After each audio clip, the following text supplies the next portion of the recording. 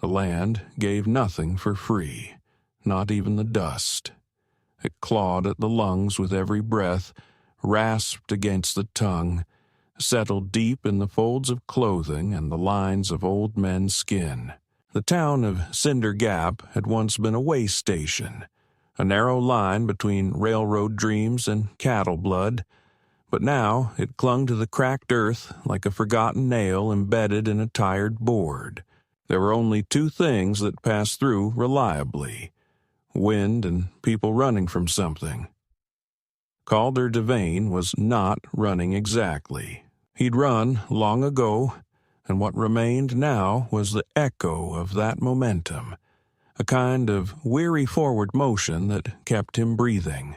He rode into town on a horse that favored its right leg, with a rifle slung behind his saddle wrapped in old canvas, and a revolver that hadn't fired in over a year.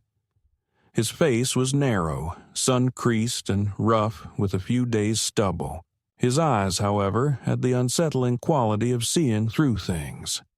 Not like a lawman, and not like a killer either, though he'd been both, but like a man who had stopped expecting anything to surprise him. He arrived just past midday, when the sun was too high to argue with, and the town's silence could no longer be mistaken for rest.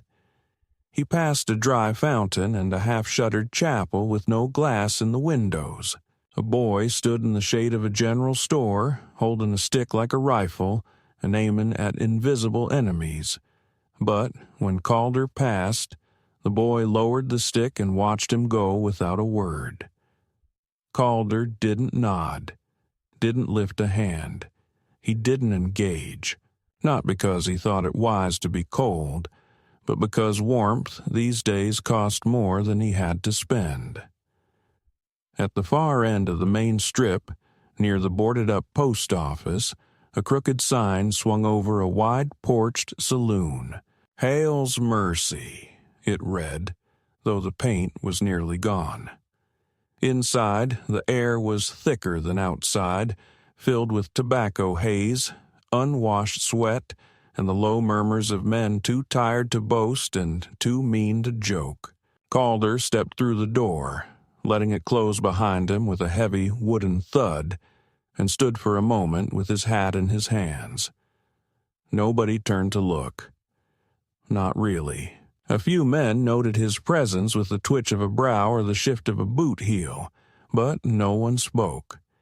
He crossed to the bar and set down a coin. "Water," he said. The bartender, an old woman with a bent spine and one milky eye, glanced at him as if gauging whether or not it was worth explaining. She poured from a ceramic jug into a tin cup and pushed it forward. "Ain't cold," she muttered. Calder drank it anyway. It tasted like copper and limestone, but it was wet, and that was more than most things around here. Behind him, voices rose briefly, an argument over who owed who from a poker game gone sour. But he didn't turn. He watched the mirror behind the bar, cracked across the top, and waited for nothing in particular, until he saw the trade. It happened just outside, past the warped glass of the saloon's front window. A man, older, with a whiskey limp, and the kind of beard that grew without care or hygiene, came stumbling out of the stable yard dragging something behind him. At first, Calder thought it was a dog or maybe a young mule, something resistant, moving without will. But then he saw the dress. A girl, maybe 20, barefoot and mud-smeared, was tethered to the man by a piece of rope looped around her wrist. Her face was not tear-streaked. It was vacant in a way that made Calder's stomach pull in a way he didn't like. The man shouted toward the porch of the saloon. "Where's Red? Told me he'd trade fair. Gun for girl." Laughter, low and sour, rolled out from one of the side tables. A tall man with a belly pressing against his gun belt rose, holding an old rifle in one hand and a glass in the other. "That the one?" he asked. "She's scrawnier than your mule." "She don't eat much," the old man replied. "Don't talk neither. Makes her less trouble. You want the rest of her or not?" The tall man smirked, twirling the rifle once before offering it like a handshake. The girl didn't flinch, didn't move at all. Calder, from inside, saw her face as the sun lit it briefly. Blank, but not broken. It was the look of someone whose mind had left their body behind for safer ground. Then Calder saw the rifle. The mark beneath the barrel was unmistakable. A small, hand-carved engraving. "Mercy doesn't ride alone." He'd carved it himself nearly 12 years ago during a siege in Tennessee, when death was a daily companion, and writing on steel felt like a spell against disappearing. That rifle had been stolen from him by a captain who betrayed his unit for a wagon of Confederate scrip, and now it was being traded like meat for a human being. Calder set down his cup. He did not move quickly, did not storm out with guns drawn. He walked, slow and heavy, toward the door and stepped out into the punishing light. The crowd had thinned, but a few men lingered nearby, townsfolk whose morals were soft around the edges, whose presence was neither approval nor protest. Calder approached, and the man holding the rifle turned lazily to him. "She yours?" Calder asked quietly. The man grinned. "She is now." Calder looked at the girl. Her eyes met his, just for a second. There was nothing in them. Not anger, not hope, not even recognition. That's what stopped him cold. The eyes of a person who'd stopped expecting anything. "You took that rifle off a dead man," Calder said. The smirk faded. "You knew him?" Calder's reply was a single motion. He reached up and took the rifle, slowly, deliberately. No one moved to stop him. The man hesitated, hand drifting toward his belt, but Calder had already stepped back. "He wasn't dead when you took it," Calder said, "but he is now." Silence. The girl's eyes followed the rifle. Calder turned away. He didn't take her hand. He didn't cut the rope. He didn't say a word. He just walked down the road, and after a pause, she followed. Not because she believed in him, not because she had a reason, but because whatever lay behind her had already killed too much to be called a life. They walked past the store, past the chapel, past the house with broken windows and the boy with the stick, who now sat with wide eyes and an open mouth. Calder didn't look back. By the time the sun dipped low and the air began to cool, they had reached the ridge beyond the last fence. Calder stopped. The girl sat in the dirt, untied the rope from her wrist herself, and began to hum. The tune was sour and slow, barely a note at all, but it carried something ancient, something heavy with survival. Calder didn't ask her name. She didn't offer it. For now, they both understood silence better than stories. The town hadn't followed them, but that didn't mean it had let them go. Cinder Gap was the sort of place that didn't chase its ghosts. It just waited for them to stumble back, weakened and alone. Calder had no intention of returning. He led the girl, still unnamed, still silent, across the dry flatlands beyond the town, toward a weather-stripped line shack he remembered from years back. It had belonged to a man who died with a shovel in his hands and bitterness in his heart, and no one had claimed it since. It stood now like a tooth in a dying mouth, crooked and half-swallowed by prairie grass, but the roof held and the floor wasn't rotted through. Good enough. Inside, the air was stale and cold in the way only forgotten places can be. Calder found a bucket, filled it from the rain barrel that still caught water under the eaves, and set it on the stove to heat. He didn't ask if she wanted tea. He didn't know if she'd answer, and he wasn't in the habit of wasting words. Instead, he pushed the door open and let in what little breeze the dying day could offer. The girl sat on the floor, not near the fire but by the wall, knees drawn up, arms wrapped around her legs like she expected to sleep like that. Her hair was a matted tangle that fell across one eye, and her face had the kind of stillness that didn't belong on someone so young. She didn't flinch when he moved, didn't ask questions. She watched him like one might watch the weather, waiting to see if it would break cruel or kind. When the water boiled, he poured some into a tin mug and set it on the floor halfway between them. She waited a long moment before moving to take it. When she did, her fingers shook just enough to catch his attention. Not from cold, not fear, withdrawal maybe, hunger, shock, it didn't matter. She drank, slow and steady, like she'd been taught not to make noise even while suffering. He watched her throat move as she swallowed, watched her eyes avoid his. This was not the look of someone grateful, nor someone resigned. It was something in between, a living thing that hadn't decided whether it was safe to breathe. He unrolled a blanket and lay it on the narrow cot in the corner. Then he stepped outside and didn't come back in until the stars were up and the fire inside had burned down to red. When he re-entered, she was asleep, not on the cot, but curled against the door with the rifle between her and the world. She'd taken it from its wrappings and laid it beside her like a dog might curl beside a familiar scent. He stood there a long time, staring down at the girl who was not his burden and not his kin, but who had somehow become both in the space of a decision that hadn't even felt like his. In the morning, she was gone. At first, he thought she'd run.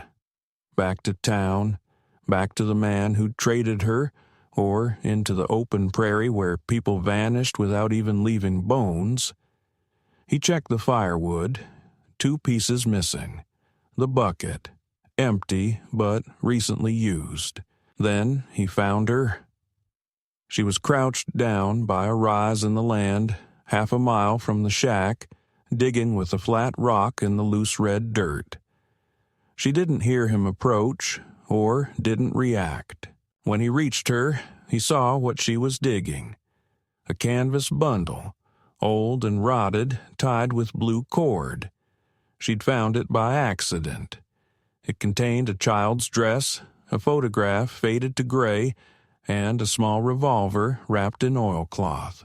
She didn't look at him, just sat back, brushing sweat from her brow, and said her first word since he'd met her. Cassidy. He didn't answer. She didn't seem to expect him to. She stood and walked back toward the shack, the revolver dangling from her fingers, not as a threat, but as if it were weight she needed to feel. Calder followed. She set the gun on the table and opened the photograph. A girl, maybe 5, with gap teeth and wild curls, stood in front of a wood fence. Her name, Cassidy, was scrawled in the margin. "Your sister?" Calder asked. She shook her head. "Mine?" He frowned. "Your daughter?" She nodded. Just once. "She gone?" Another nod. He waited. Sometimes silence needed space to breathe before it could tell the truth. "She disappeared 2 years back," the girl said, voice low, lips barely moving. "I was 16. She was 5. My father sold her first. Said she'd eat less than I would. Said she smiled too much. A man came with a wagon. She didn't cry, just waved at me. Then they were gone. Calder felt his hand twitch. He had seen horrors on the battlefield, seen what hunger did to towns, what greed did to good men. But this was worse. This was ordinary evil, the kind that dressed like survival and called itself necessity. He sat heavily on the stool by the stove. "What's your name?" he asked. "Hale," she said. He blinked. "Like the saloon? My family built it, before everything went to hell. Why'd your father trade you?" She looked at him then, fully, not with anger, not with shame, but with a blank, brutal honesty that shook him. He ran out of daughters. There was nothing to say to that. He stood and walked to the door. His boots crunched against the loose grit. The sky was clouding, a storm pressing in from the west. He thought of Cassidy, of the little dress, the revolver, of a father who could trade both children and sleep through it, of a town that watched and said nothing. Behind him, Hale spoke again. "You knew the man who had that rifle." It wasn't a question. Calder didn't turn. "I did." "He was like you?" "No," Calder said. "He had hope." "Did you?" "I used to." The silence that followed wasn't empty. It was a kind of accord, formed not from shared trust but from mutual recognition. Pain has a way of bonding people without their permission. That night, she didn't sleep by the door. She took the cot. He didn't speak when she laid the revolver beside her head like a charm against nightmares. And she didn't ask why he stood awake until dawn, watching the storm break against the far hills like something owed and long overdue. The storm passed without ceremony, leaving the land soaked but unchanged, as if it had only come to remind the dirt that it could still be moved. The roof had held. Barely. A few shingles peeled off, and the shack groaned in its joints like an old man standing too fast, but it hadn't caved. Calder had stood the entire night, watching lightning crawl across the western ridge with his rifle in hand, though nothing ever came close enough to justify lifting it. When the morning broke gray and too quiet, he lowered the weapon, let the stiffness return to his limbs, and stepped outside. The wind smelled different. Cleaner, maybe, or maybe he just hadn't noticed it in a while. He wasn't a man who went searching for meaning in weather, but he understood signs, even when he didn't want to admit it. Something had shifted. Hale sat on the edge of the bluff behind the shack, knees drawn up, her back to the rise. She had a piece of jerky in one hand and the revolver in the other, holding it by the barrel like it was some half-remembered relic from another life. She didn't look up when he approached, didn't flinch when his boots kicked loose pebbles down the incline. He sat beside her without asking, and they watched the clouds roll east like bruises slowly fading. After a while, she spoke. "Why'd you come back for me?" He didn't answer immediately. The silence wasn't uncomfortable. It was the kind that built something invisible between people, like fence posts marking out shared land. "I didn't," he said at last. "Not at first." She nodded slowly, biting off a piece of meat. "I figured. You looked like a man with enough ghosts." He didn't deny it. Instead, he reached into his coat and pulled out a small leather pouch. Inside were a handful of bullets, old but clean, carefully oiled. He laid them on the ground between them. "For the revolver," he said. "If you're going to sleep with it under your head, it ought to be loaded." She stared at the bullets for a long time. Then, without comment, She picked one up and rolled it between her fingers. "I'm not afraid of you," she said. "You should be." "No," she said. "You're tired, not dangerous." He let out a breath he didn't know he was holding. Then, slowly, deliberately, he reached into his coat again and pulled out something else. A small wooden box, palm-sized, with a simple brass latch. He opened it and turned it toward her. Inside, neatly folded, was a strip of cloth stained with blood so dark it had gone black, and a silver ring bound in twine.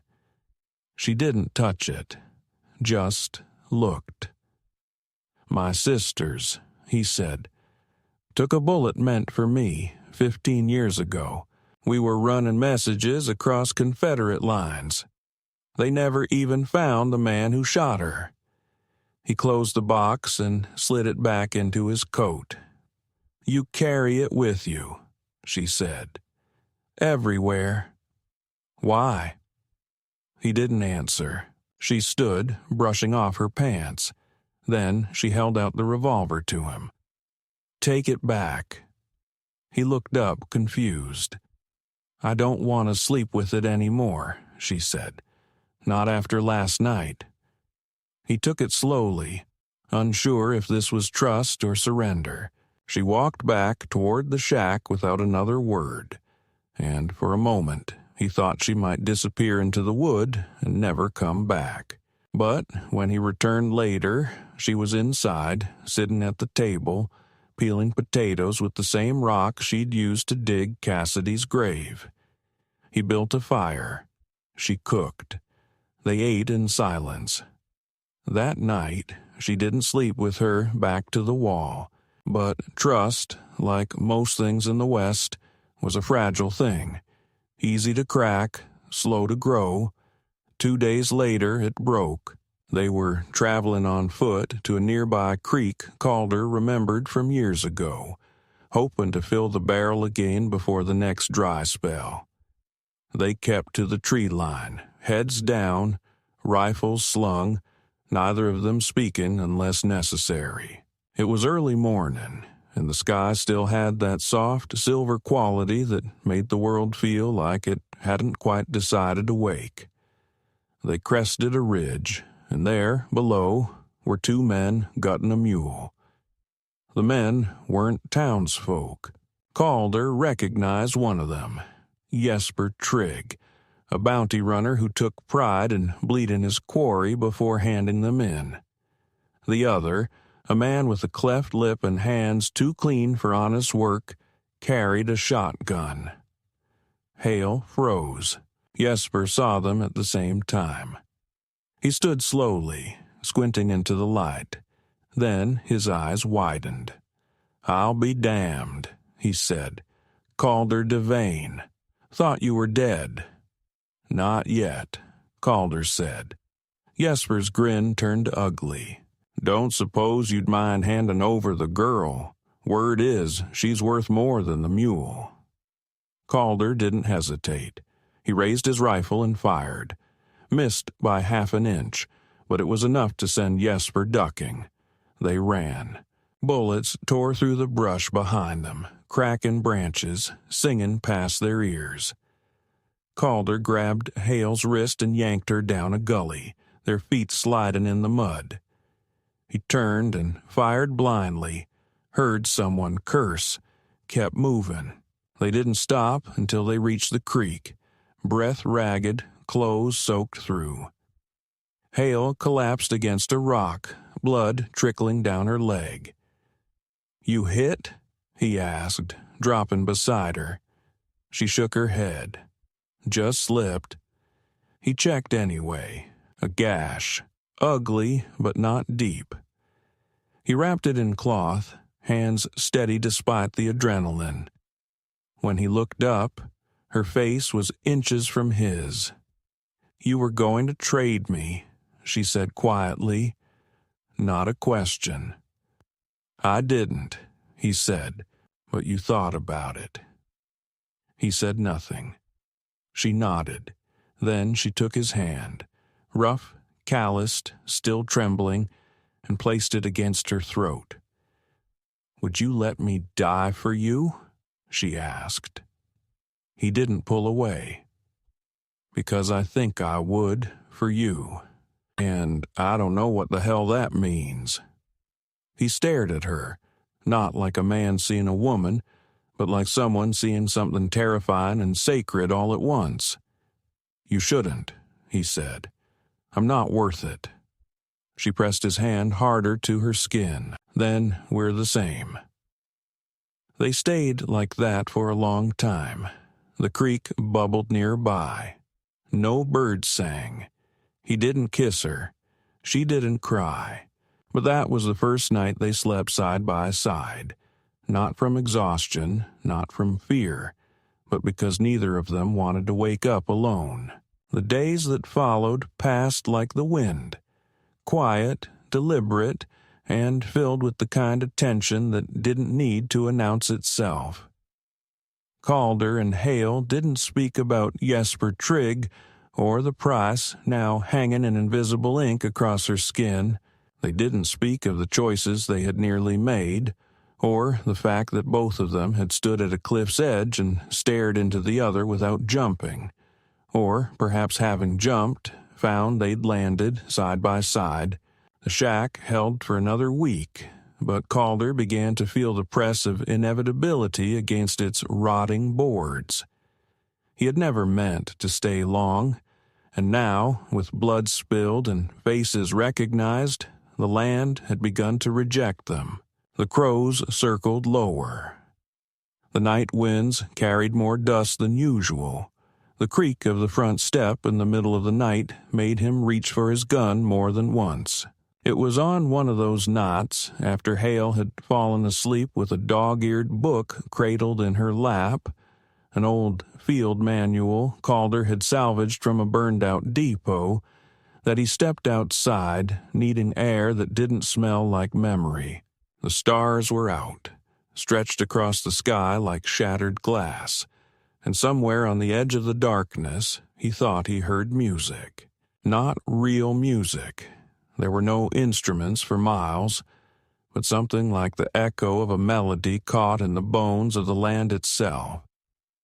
He stood still, rifle cradled in his arm, listening not with his ears but with something deeper. Then he saw it, a flicker of firelight down in the arroyo, no more than a mile out.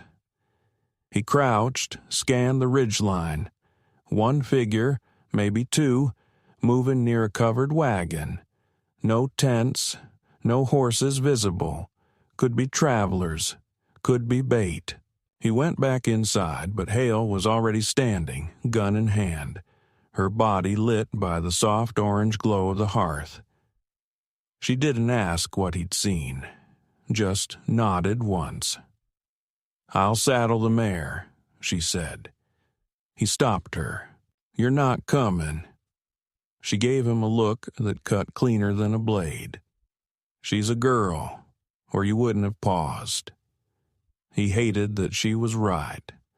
They left the shack just past midnight, keeping to the scrub and moving without sound.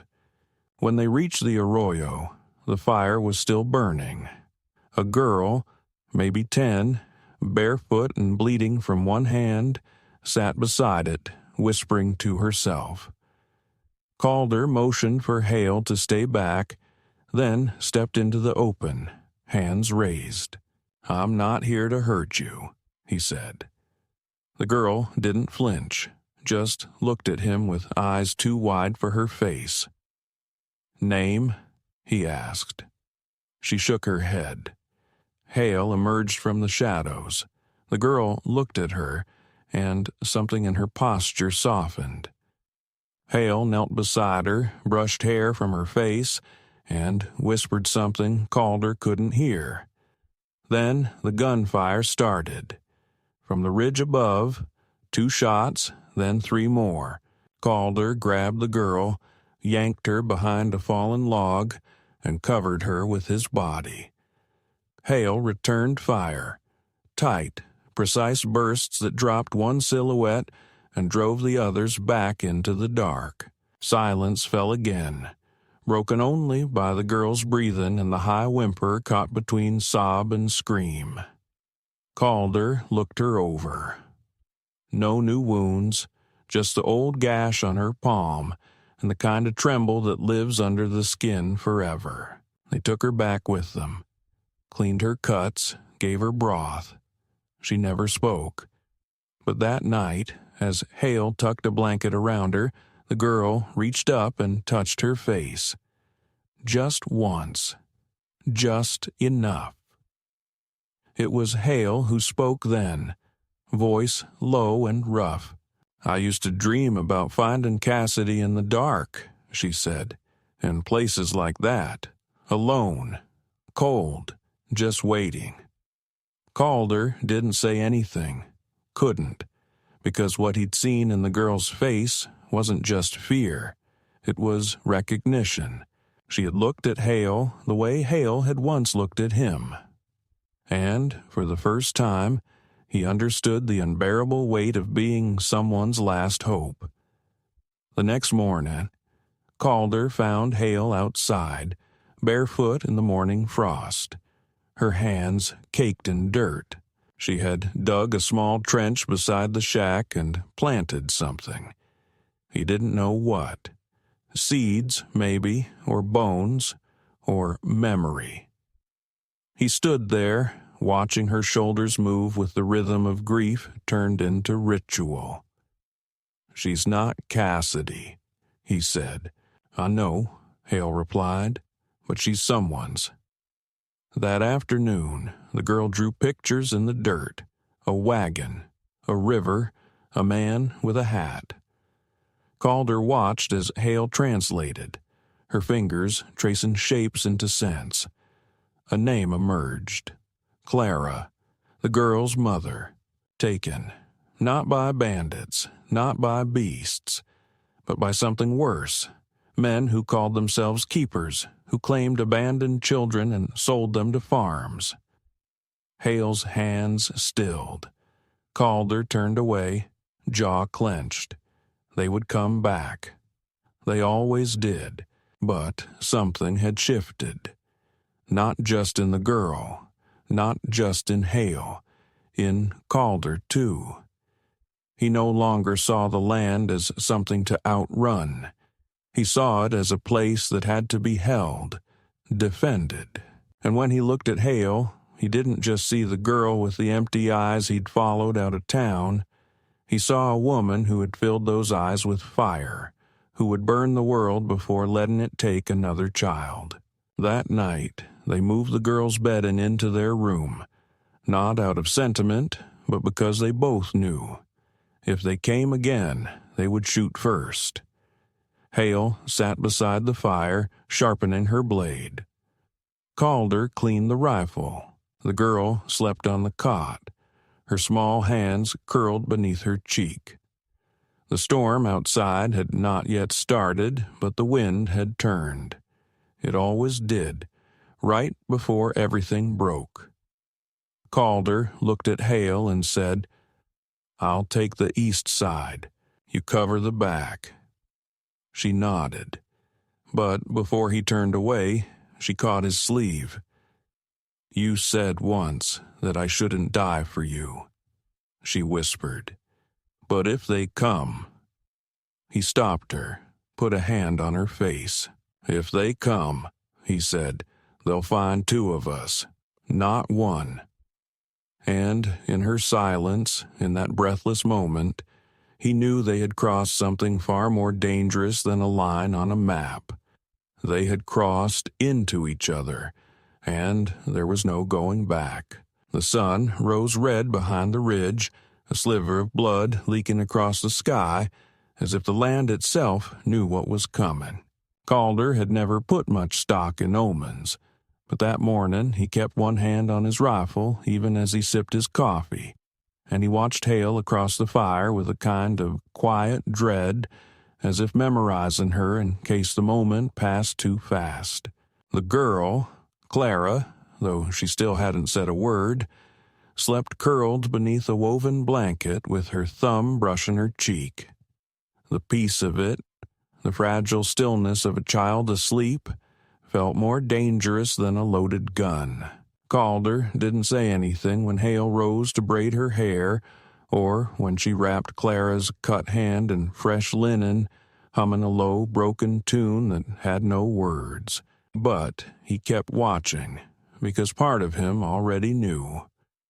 What they had was about to be shattered. It started with smoke. Not fire, not yet, but the signal of men on the move. 5 columns rising past the far valley where the creek curved like a scar.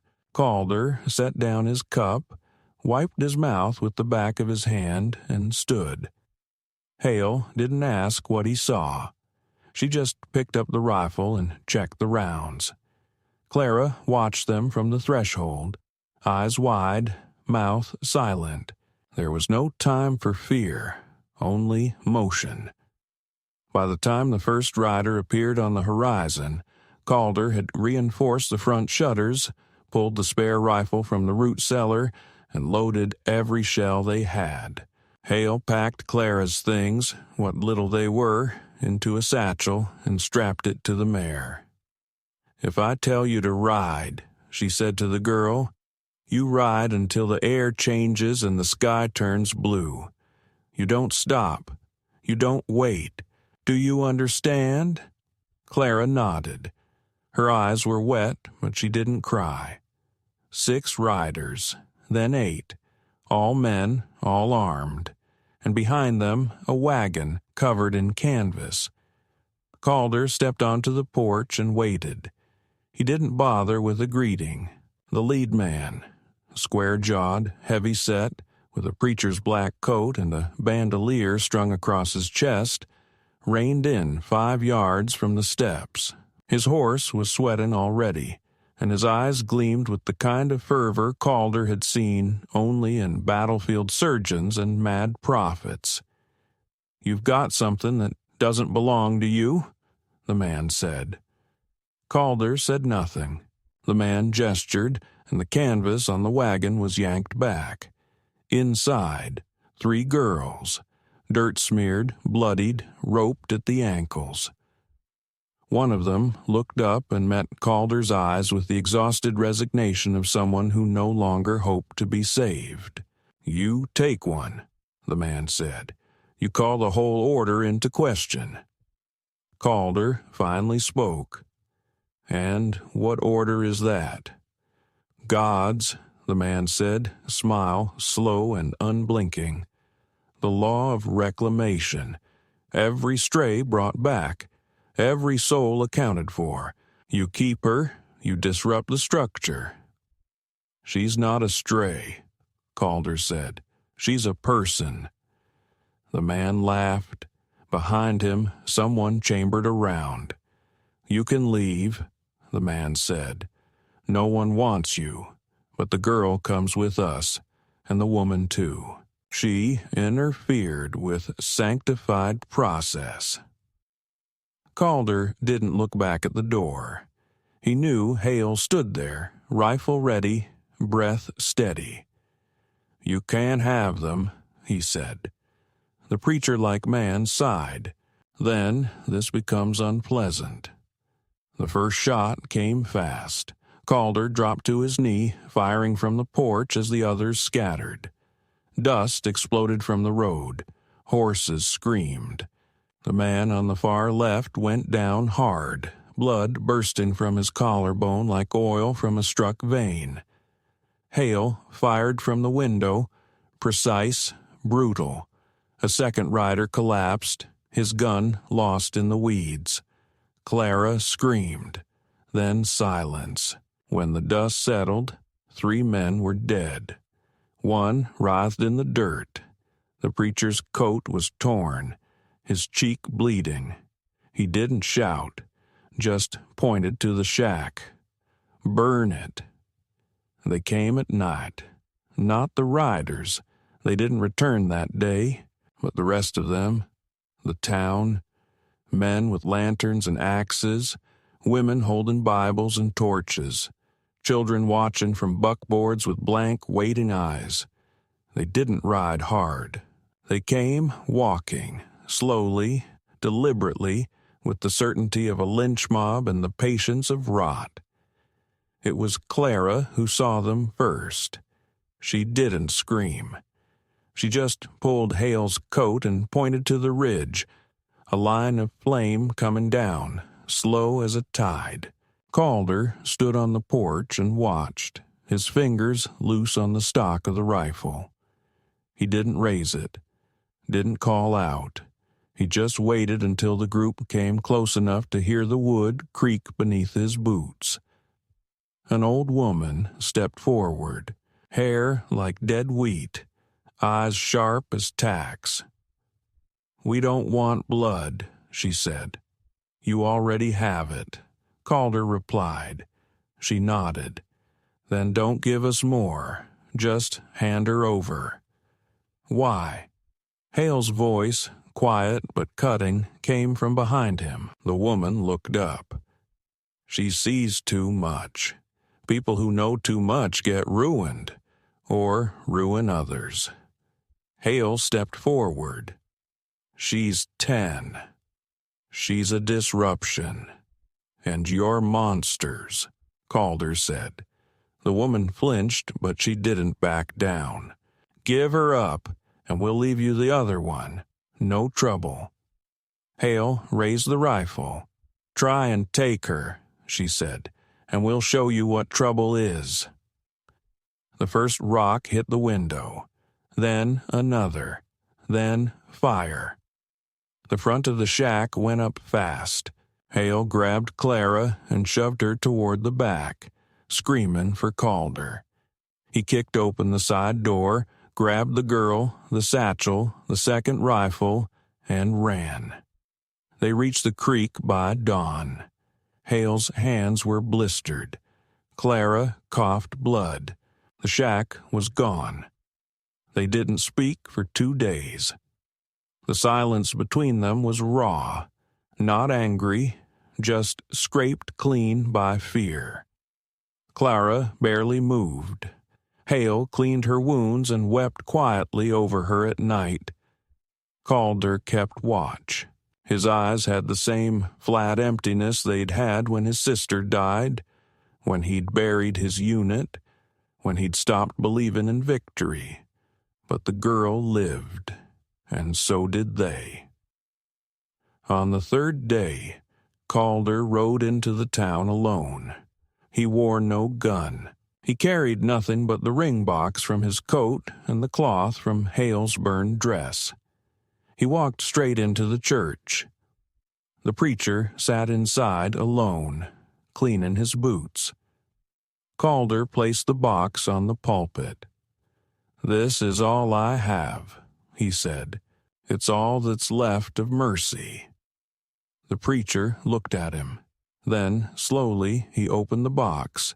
Inside, the cloth was black with dried blood. The ring glinted in the light. "She died for me," Calder said, "and I never did anything with that, until now."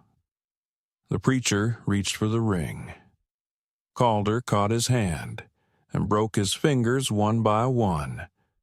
No one stopped him, not then, not later when the preacher stumbled into the street screaming, not when Calder returned to Hale and Clara, blood on his boots and ash in his mouth. That night, as Hale wrapped bandages around his hands, he looked at her and said, "We can't run any more." "No," she said, "we make them run." And so they did. The ridge was silent except for the wind and the slow creak of leather as Hale adjusted the saddle straps. Calder stood a few feet away, sharpening the edge of his blade with long, methodical strokes, each pass like a whisper against the steel, a prayer said in the old tongue of survival. Clara sat between them, cross-legged on the ground, tracing patterns in the dirt with a stick, humming something tuneless under her breath. She hadn't spoken since the fire, since the last of her innocence was burned down to smoke and ash and drifted off into the night like everything else they had tried to hold on to. Hale watched her, eyes dark, jaw tight, and Calder knew what she was thinking before she said it. "We ride at night." He didn't nod, didn't speak. He just slipped the knife back into its sheath and looked out toward the valley where the town crouched like a wound that refused to close. They both knew this couldn't continue, not the hiding, not the half-living in shadows. The townspeople had made it clear Clara would never be safe. Mercy wasn't a language they understood. It was time to speak to them in another. That night, as the moon hung low and yellow over the ridgeline, they rode into Cinder Gap like a storm. No fanfare, no warning. Calder rode up front, his rifle across his lap, eyes forward. Hale behind him, wrapped in a coat too large, her pistol slung low, hair tied back tight. Clara stayed behind in the hills, hidden in a cave with food and water and a whistle that Hale had pressed into her hand with a promise. "Only if you hear my voice, not before. Understand?"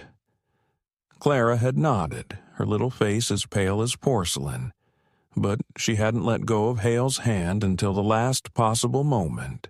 They approached from the east, where the road curved through the remains of old mining camps, and made their way past the sawmill and the shuttered feed store. No one stopped them. No one called out. The town knew they were coming. It had been waiting. They dismounted in front of the church. The doors were open. Candles lit the interior like a shrine, casting long shadows on the worn floorboards. The preacher stood at the pulpit, one hand in a sling, his face swollen, his pride worse. Behind him, townsfolk lined the pews, rifles resting on laps, boots tapping quietly against the wood, like they were sitting through a service no one wanted to attend. Calder stepped forward. "You wanted her," he said. "You'll never get her, but you'll hear what she saw." Hale followed, calm as a storm cloud. She placed a packet of papers on the altar. Old contracts, signed confessions from men who had since vanished. A list of names that had been scrubbed from memory, but not from truth.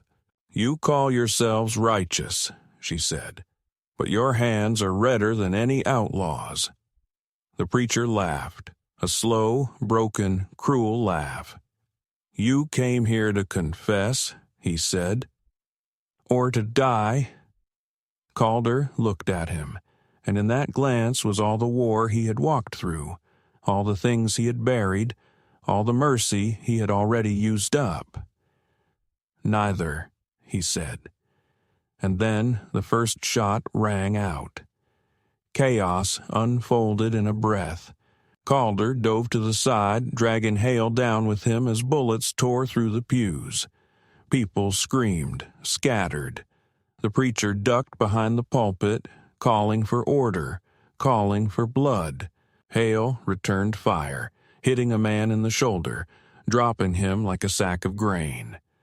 Calder moved fast, too fast for his age, too fast for a man who had once been ready to die. They weren't here to win. They were here to break the back of the lie. More gunfire, a window shattered. Calder took a round in the side, just under the rib.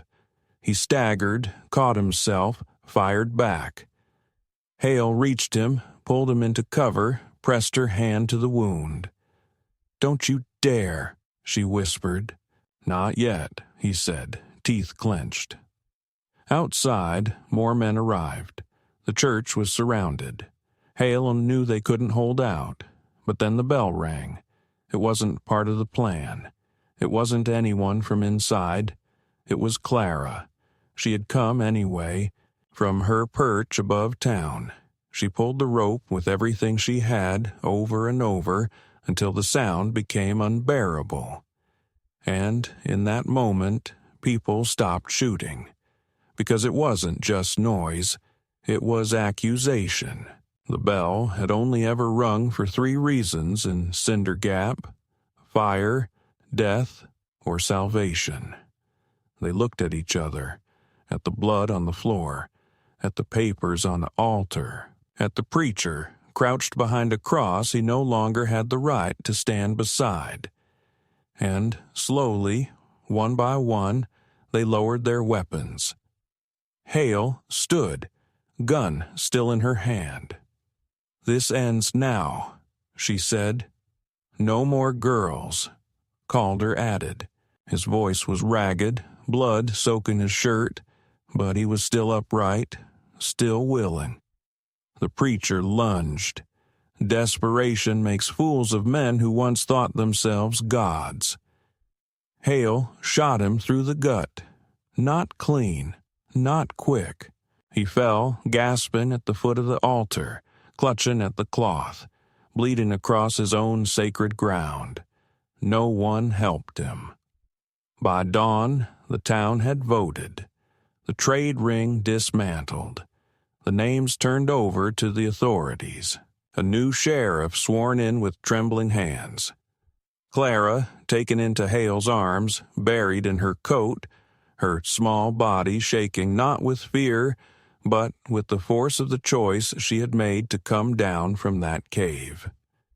They buried the preacher on the outskirts. No marker, no prayers, only dust and silence. The wind moved slower now, dragging over the fields with less hunger, less ache, like even the land had exhaled after too long holding its breath. A month had passed since the night the church bled. Cinder Gap stood quiet, not healed. Some things never truly heal, but hushed in the way of places that have seen their own reflection and didn't like what stared back. The streets were no longer empty from fear, but neither were they loud. People spoke in smaller voices with more pause. Doors that once opened to sell girls and silence were boarded up. The bell tower stood cold and still. No one had rung it since Clara. No one dared. Calder lay in the small room above the old feed store, bandages tied around his ribs, the light through the curtain tracing the tremble of his breath. He didn't sleep much. The wound hadn't killed him, but it hadn't let go either. It tugged at his lungs when he laughed, if he laughed, and made the stairs a slow, bitter war. Hale sat with him most nights, a book in her lap, one hand always resting near the edge of the bed, not quite touching, but always close. They didn't talk about what came next. Not out of fear, just out of the understanding that some moments are sacred and to name them is to crush them under expectation. Calder watched her sometimes in the dim as she braided Clara's hair or carved names into scraps of wood for the graveyard out by the western ridge. She carved slowly, letters clean and deep, the way someone would etch a promise they intended to keep. Clara stayed quiet, but her silence had changed. It no longer clung to her like armor. She laughed now, sometimes, when Hale showed her how to cook cornbread over coals, or when Calder told stories about a horse he once had that only understood French. She didn't sleep alone, not yet, but she no longer started at every creak in the floorboards, and she had stopped keeping her boots on at night. Trust, like all things broken, returned in uneven pieces. But it returned. One morning, Calder stood at the edge of town with a cane in one hand and a piece of folded paper in the other. Hale came up behind him, wrapped a scarf around his neck without speaking, and looked out over the land with him. The hills were soft in the distance, green creeping back into the brittle edges of the earth. The paper was a deed, signed by 3 men, witnessed by 2 women, stamped with the seal of a town that finally understood penance. It granted them ownership of the schoolhouse, what remained of it, and the land behind it for planting. Hale didn't ask why he hadn't told her. She just took the paper, folded it again, and slipped it into her coat. They rebuilt the porch first, then the back wall. Calder hammered nails slower than he used to, but he hammered. Clara helped. Sometimes she held the boards in place. Sometimes she sat beside Hale and sorted nails into small piles as if organizing chaos was a way to keep it away. People began to come, a few at a time, women with children, men with shoulders that sagged with regret. They brought lumber, bread, old books. No one asked questions. No one offered apologies. That wasn't the way here. But they came. That mattered more. By spring, the first classes began. Hale stood at the front of the single room with chalk in hand, and Clara sat in the front row with 2 other children beside her, all of them barefoot and wide-eyed. Calder watched from the doorway, leaning on his cane, not smiling exactly, but not frowning either. The black board still smelled of smoke. The benches were uneven. The windows had no glass. But the room was full. That night, they sat on the porch together, the sky deep blue above them, stars thick and close. Calder's hand brushed hers once. She didn't move it away. He turned to her, his face lined and tired but open. "Do you still dream about Cassidy?" he asked. Hale didn't answer for a long time. "I used to dream she came back," she said. "Now I dream she watches." "From where?" She looked up. "Somewhere better." He nodded. The wind shifted. The night folded in. After a while, Clara joined them, curling against Hale's side. Calder reached for the blanket behind him and draped it over all 3 of them without comment. They sat like that for a long time. No war in their bones. No fire on the horizon. Just 3 people breathing the same air, beneath the same sky, on a porch that finally faced a future.